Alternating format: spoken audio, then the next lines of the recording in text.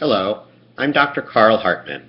I'm an ophthalmologist, and I would like to address one of the most common issues and reason for decreased vision in our senior population in the United States, and that is age-related macular degeneration, also known more commonly as just macular degeneration. To understand what macular degeneration is, first we need to understand a little bit about the retina. If you think of the eye being like a camera, in order for a camera to see well or to take a good picture, you need to have a clear lens system and good film. The eye is very much the same way. The clear lens system is not what we're going to be talking about here because the issue is with the film of the camera. The film of the camera, or the film in this case of the eye, is called the retina. In the very center of the retina there is an area called the macula. It is very, very small. It is responsible for our central vision and the vision that we use to read and see fine detail. In fact, it is so important, this little small area, that if you were to take a pin and just hit that little teeny area in the back of this large retina, the vision would drop all the way to what we call 2400, or the inability to see the big E on the chart. Macular degeneration is an age-related issue that probably occurs to some degree in everyone. It is basically caused by, at least we think it is caused by, the eye's inability to clear waste products. And so these little products, or this material, accumulates behind the macula, and the macula doesn't work very well. When it's just accumulation of these products, it is called dry age-related macular degeneration.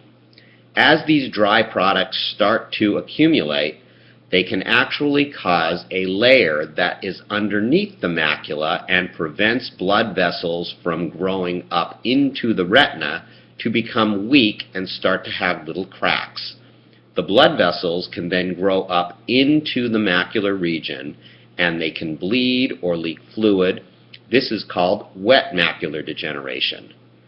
The dry macular degeneration is much more common and tends to be much more slowly progressive. The wet macular degeneration can progress quite rapidly. The only thing that we can do for dry macular degeneration is control our diet, eat well, don't smoke. Multivitamins can help once the macular degeneration has become significant. And we can, of course, have yearly eye exams to make sure that nothing else is happening that can be causing a problem. The wet macular degeneration is a different story. There have been tremendous advances in treatment over the last several years. These include medications, which can actually stop the macular degeneration in its tracks.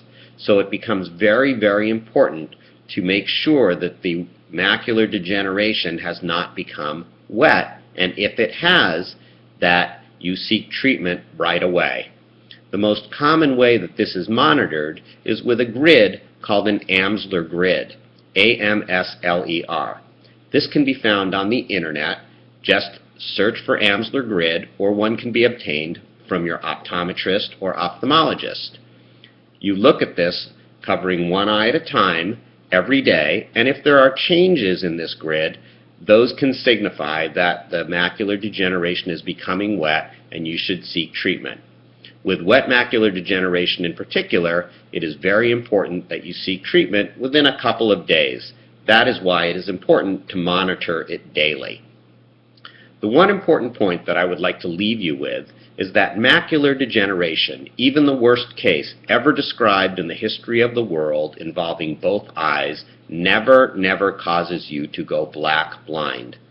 While it can cause your central vision to become quite blurry, the peripheral vision, which is the vision that is all around the center, remains intact.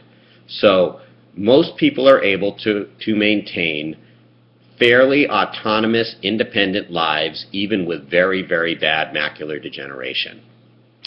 This is a very short video, and I've only been able to tell you a few things, but I hope this is helpful.